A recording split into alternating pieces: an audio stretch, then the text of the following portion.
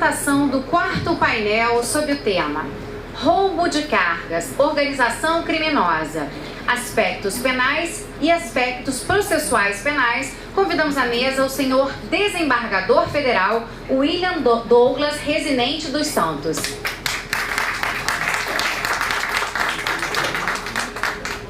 Senhoras e senhores, boa tarde.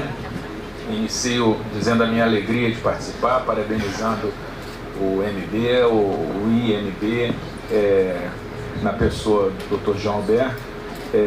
Muito interessante, participo de muitos eventos, esse está acima da média e está com um tema extremamente importante. Nós vamos ter o privilégio de ouvir dois palestrantes. Eu vou chamar os dois, depois eu vou falar rapidamente quem são. Inicialmente eu chamo o juiz de direito Marcos José Matos Couto.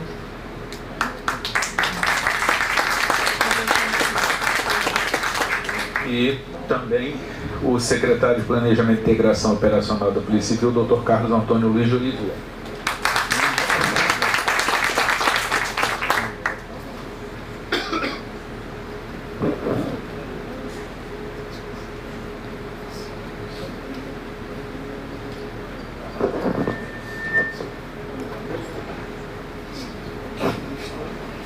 Senhoras e senhores, o Dr. Marcos José Matos Couto, ele é juiz auxiliar do gabinete do ministro Antônio Saldanha Palheiro, é juiz auxiliar da segunda vice-presidência do TJRJ e também juiz auxiliar da presidência do TRE do Rio de Janeiro.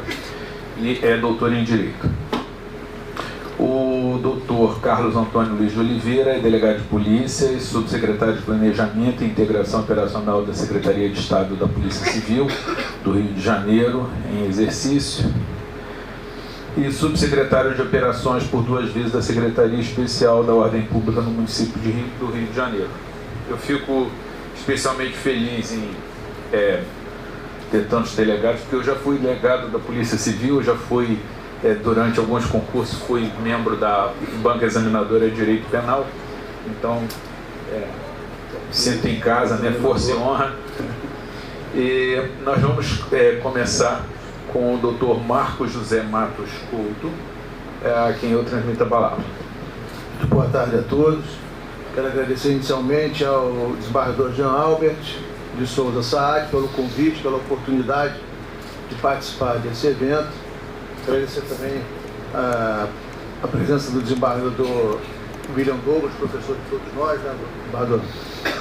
É um prazer, é uma satisfação compor uma mesa presidida por Vossa Excelência. A importância desse evento é enorme, sobretudo porque há uma pluralidade institucional, e isso é sempre muito rico para nós que temos a oportunidade de trocar algumas ideias e para as pessoas que assistem. O problema do roubo de cargas é da maior gravidade, como é de conhecimento de todos, e eu não sou daqueles que acham que esses problemas complexos têm soluções simples, né, evidentemente, né? Hoje em dia a gente vê nas redes sociais as coisas da maior complexidade, tem sempre 5 ou 6 pessoas que resolvem aquilo de uma facilidade incrível, e eu acho sinceramente que o roubo de carga é muito mais do que um crime contra o patrimônio. É uma dinâmica muito ruim de monitorar, muito ruim de combater, e, portanto, um evento que traga várias instituições, cada qual mostrando seu ponto de vista, ajuda muito a evolução do tratamento do assunto, né? Se nós não atuarmos especificamente contra o roubo de cargas ou diretamente nesse assunto, nós acabamos aprendendo o que é necessário para a gente entender como isso funciona. E para muitos dos senhores que estão aí, que trabalham no front efetivamente, trabalham no combate no dia a dia no roubo de carga, é evidente que essa interlocução entre as instituições ajuda.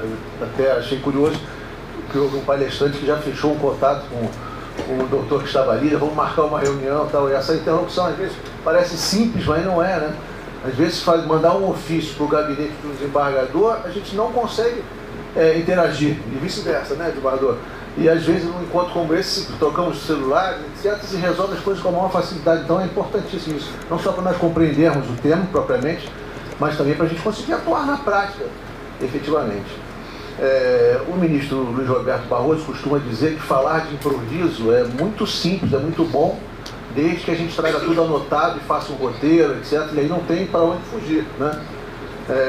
Eu vou me socorrer de algumas anotações, especialmente porque vou falar de alguns dados estatísticos aí, realmente, para mim, na minha avaliação, é impossível decorar esses números. Mas eu acho importante a gente fazer uma exposição de alguns dados, não prometo não cansá-los, prometo observar as tabelinhas, né? Não precisa, prometo observar os cartões amarelos, tal, vermelho, mas serei breve, cumprirei o tempo, mas gostaria de fazer a minha exposição dividindo-a em 3 pedaços. Na primeira parte eu vou apresentar alguns dados estatísticos relacionados aos roubos de carga, os quais eu acho relevantes a gente destacar. Numa segunda parte eu vou tratar de aspectos processuais diretamente relacionados aos roubos de carga, mais especificamente relacionados às investigações criminais, ao papel do sistema de justiça criminal. E na terceira parte, então, vou falar um pouco sobre as organizações criminosas. Em consulta ao sítio do Instituto de Segurança Pública, que é uma autarquia vinculada à Secretaria de Segurança Pública, é possível verificar a grandiosidade dos números que tratam dos roubos de carga. Eu vou abordar especificamente roubos que tratam da cidade do Rio de Janeiro, de Duque de Caxias e de São Gonçalo, que são locais que se destacam nisso negativamente, mas se destacam, né? No período de janeiro de 2024 a dezembro de 2024 foram registrados no Rio de Janeiro 1.769 roubos de carga, em Caxias 745 e em São Gonçalo 208. É claro que há um descompasso entre o número de roubos propriamente ditos e o número de registros de ocorrência relacionados a esses roubos, como ocorre em qualquer prática delitiva. Mas especificamente no caso de roubos de carga, esse descompasso não é tão grande, porquanto as seguradoras têm interesse que se investiga, têm interesse em registrar. É diferente, por exemplo, do roubo de um celular, roubo de um relógio, que as pessoas, às vezes, que não acreditem que vai haver uma investigação, até porque a gente sabe que não há a investigação que seria o ideal, porquanto o número é enorme desses tipos de roubos, digamos, transeuntes, né? Mas no caso de roubos de carga, há essa peculiaridade de se registrar para que se corra atrás, digamos assim, do seguro. Então há uma pequena variação entre o que ocorre de fato e o que é registrado, mas não é tão grande como nos outros roubos. E mesmo considerando essa pequena variação, a gente tem que reconhecer que é um número enorme de crimes que são praticados com esse viés. De janeiro de 25 a março de 25, a cidade do Rio de Janeiro teve 379 roubos registrados, Caxias 187, São Gonçalo 89. Se nós levarmos, né, para termos um panorama mais claro, se nós levarmos em conta apenas o primeiro semestre de 24 e o primeiro semestre de 2025, por comparação, a gente tem um aumento de 43,3% do número de roubos de carga registrados. Então, é um absurdo, mas não é fácil detectar por que isso acontece, mas é fato que o número de cargas ou de roubos de carga vem aumentando. Existem muitos fatores, a pobreza, enfim, o desemprego, essas organizações que cada vez recrutam mais pessoas para agirem nesse meio, mas qualquer que seja a justificativa, é alarmante um aumento de 43%. É um trabalho interessante apresentado pela Associação Nacional do Transporte de Cargas e Logística, no qual se indicam os principais produtos roubados, quais sejam produtos alimentícios, combustíveis, produtos farmacêuticos, autopeças, produtos têxteis e confecções, ou seja, quase todos os produtos. Não há para onde correr, né? A gente, claro, pode dar uma especial atenção ao roubo de cigarros, ou de bebidas, enfim, mas é algo muito diversificado para se mirar e se acertar assim, de forma... Vou resolver o problema só intensificando a investigação, enfim, o combate a um específico roubo de carga.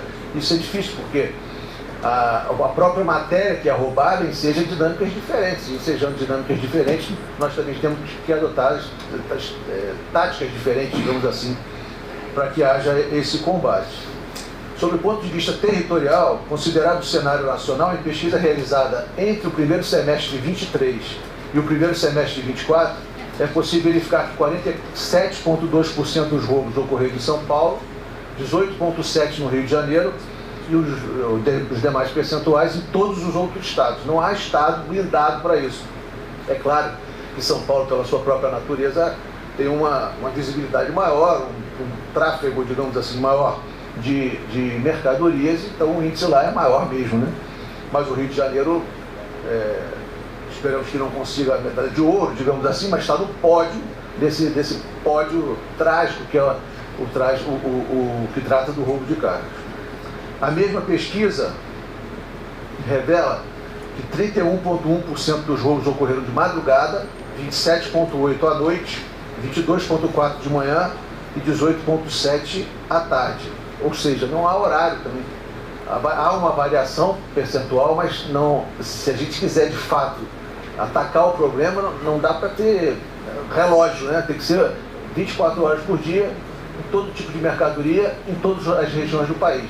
Ou seja, isso por si só demonstra a complexidade. Ainda nessa pesquisa, ficaram revelados os seguintes dados: 11,2% de roubos ocorrem no domingo, 17,3% na segunda, 10,4% na terça, 10,6% na quarta, 18,2% na quinta, 16,8% na sexta e 15,5% no sábado, ou seja, de domingo a domingo. Então a gente tem todos os horários, todos os tipos de mercadoria, todos os dias da semana, todas as regiões do país. Não dá para aquelas pessoas que têm soluções simples no Facebook conseguirem resolver, nem elas conseguem. Que dirá a gente achar que isso é um problema de fácil solução. Só mesmo a integração, as duas intervenções que eu assisti falam disso, né, de ter essa integração das instituições, e de fato é isso mesmo. A Receita Federal tem que falar com a Polícia Federal, que tem que falar com a Polícia Civil, que tem que falar com o Ministério Público, isso vai repercutir no Judiciário. Não há alguém que consiga resolver isso de forma isolada. Diante desse quadro surgem diversas situações milagrosas, especialmente aquela no sentido de que a lei deve recrudescer o tratamento dos roubadores. Pessoalmente, tenho uma certa resistência à tese que aponta no sentido de que o aumento das penas para o crime de roubo, como solução para o problema, é o que se apresenta, digamos assim, né? Acho eu que só aumentar a pena, alguns sustentam isso, para o crime de roubo, isso resolveria o nosso problema, que não vai resolver. Historicamente, eu pelo menos tenho dois bons exemplos disso. Quando fizeram a lei dos crimes hediondos, né, em 8.072, de 90, eu no doutorado tive a oportunidade de fazer uma pesquisa a respeito do panorama social que se tinha naquela época, que ensejou aquele movimento que acabou levando à edição da lei 8.072. E a gente tinha uma grande sensação de impunidade, uma criminalidade lá em cima. Os jornais bombavam com esse tipo de informação. Olha, ninguém aguenta mais, está todo mundo com medo de sair às ruas, e os índices de criminalidade também estão incontroláveis, então vamos criar a lei dos crimes hediondos que isso vai melhorar. Hoje é exatamente esse panorama que a gente tem. Tem que aumentar a pena, talvez, ou tem que recrudescer o tratamento dessas pessoas envolvidas em roubo de carga, talvez, mas por questão de justiça, mas não por ideia de que só isso vai resolver o problema. Porque quem sai à rua armado para praticar esse tipo de crime está para tudo. Não está preocupado com vai ser a fixação da pena, se o juiz vai considerar as circunstâncias judiciais, está para matar ou morrer. Então não é isso que vai impedir a pessoa de sair à rua. Repito, pode ser que aumentando a pena a gente tenha um tratamento mais justo, mais razoável. Poxa, a pena está baixa, ok, é uma das possibilidades que a gente tem. Agora, não é para apostar tudo nesse viés que certamente isso não vai dar efeito. Assim como nós tínhamos jornais, hoje nós quase não temos jornais, né? Mas como nós tínhamos jornais na década de 80 alarmantes e verdadeiros, porque era aquilo mesmo que a gente tinha, hoje nós temos notícias de sites também alarmantes e verdadeiras, que é isso que nós temos. E a mudança por si só da lei não resultou nessa maravilha toda, né? Nos Estados Unidos, como sabem, são 50 estados e a legislação penal não é unificada, digamos assim, né? Então houve uma pesquisa que revelou que em alguns estados nos quais se implementou a pena de morte, aumentou a criminalidade. Qual é a ideia que se tem, né? Vamos implementar a pena de morte, que ninguém vai praticar crime, todo mundo vai ficar com medo. E não foi isso que aconteceu. Implementaram a pena de morte, aumentou a criminalidade.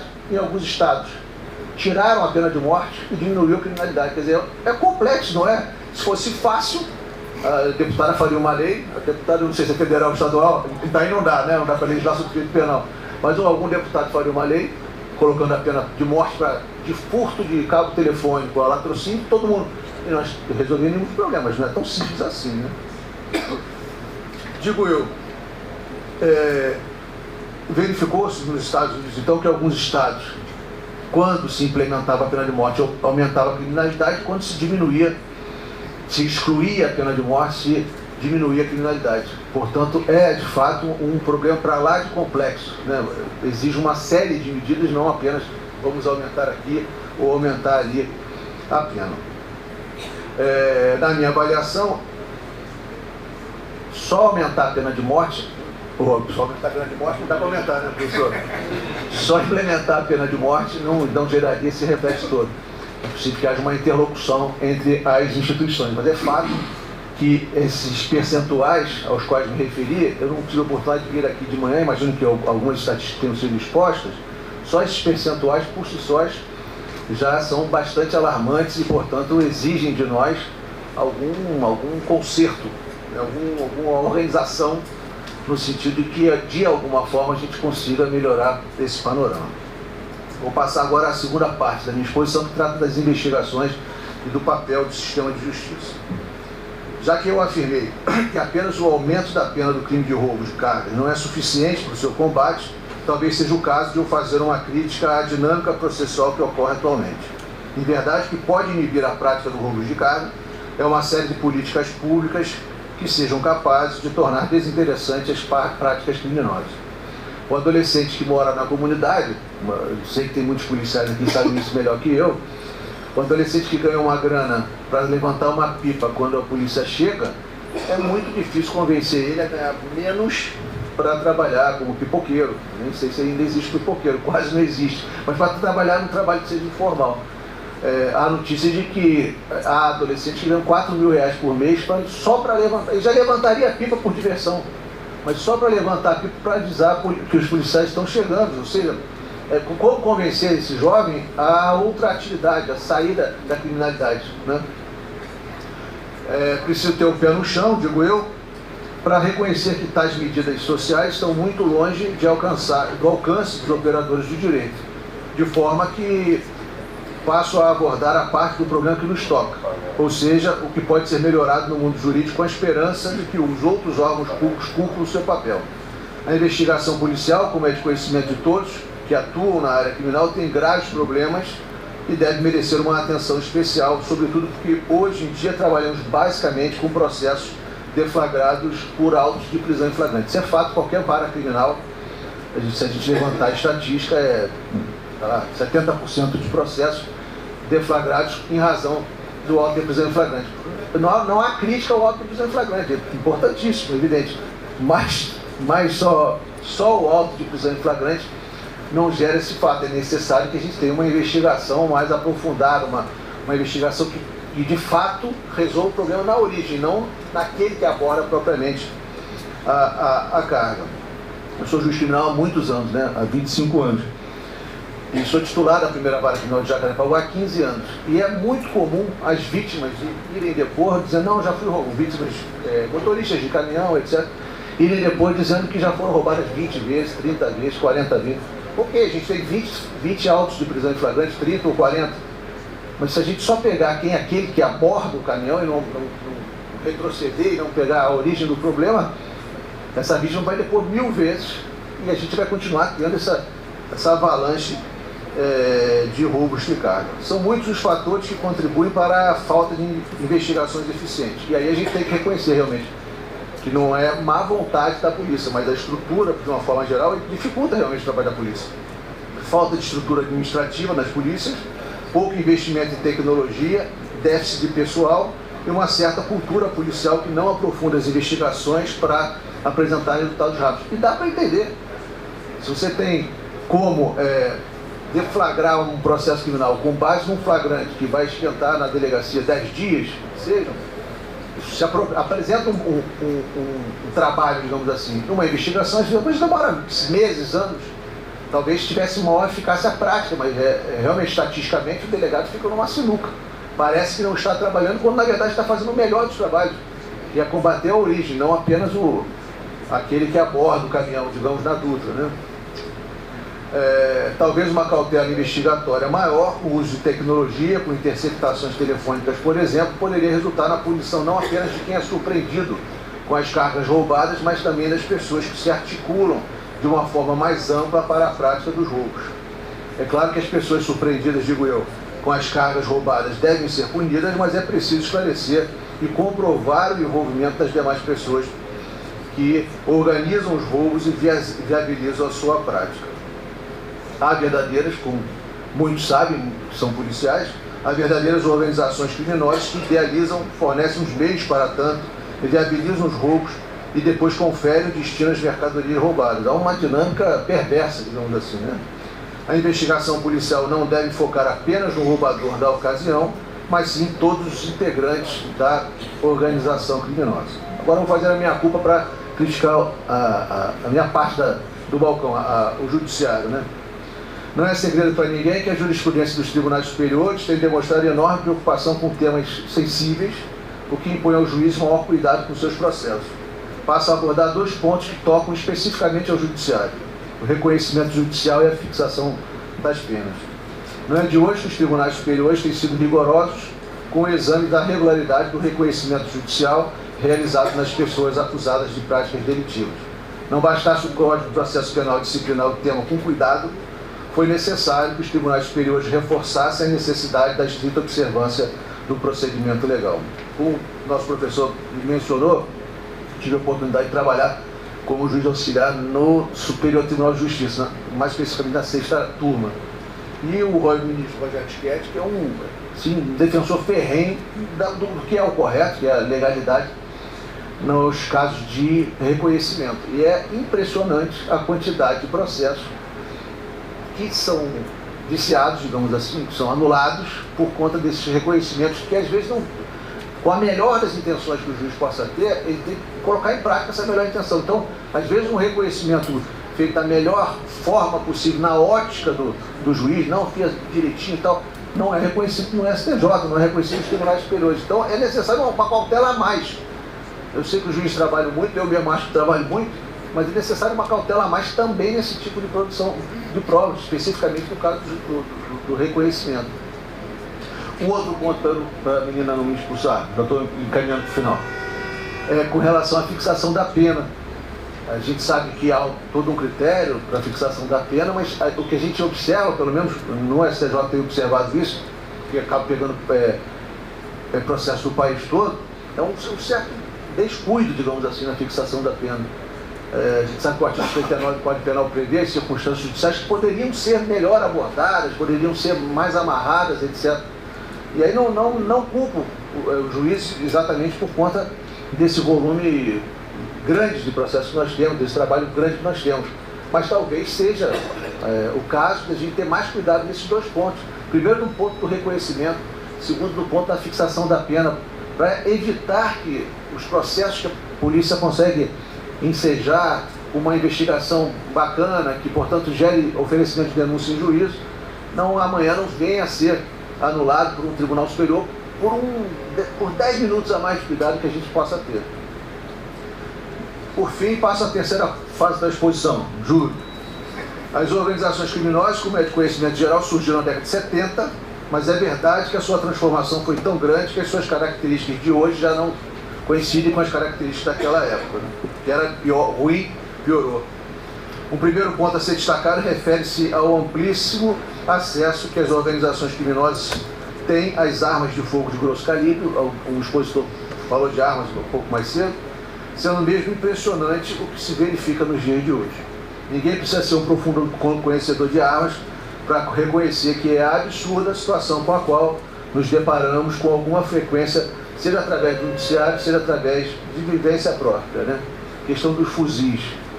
Se a gente falar em qualquer país que a quantidade de carros blindados que nós temos no Brasil, no Rio especificamente, o carro blindado tinha que ser a exceção da exceção da exceção.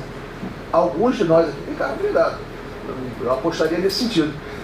Se a gente puder investir uma grana a mais para blindar o carro, a gente blinda. Ok, mas isso não é o normal, não pode ser o normal.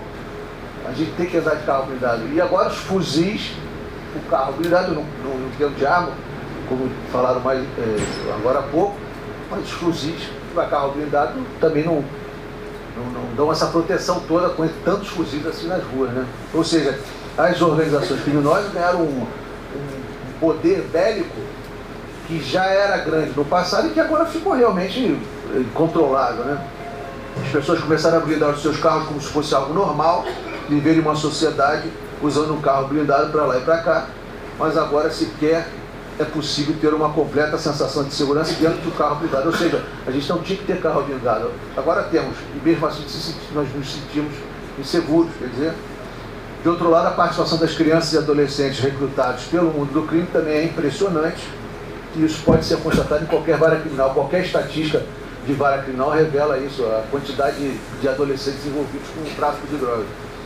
Parece que há o mais eficiente dos setores de recrutamento de recursos humanos nessas organizações criminosas, porque se houver uma mega operação, nós perdemos 1000 pessoas envolvidas com organizações criminosas, outros 1000 já estão na fila, já vão entrar, um negócio maluco mesmo, né? De modo que eu concluo ressaltando a necessidade de fato de termos eventos assim, de termos interlocução entre as instituições, como forma de a gente tentar juntos algumas medidas, algumas ideias para que esse panorama atual, que é incrivelmente ruim, ele possa melhorar.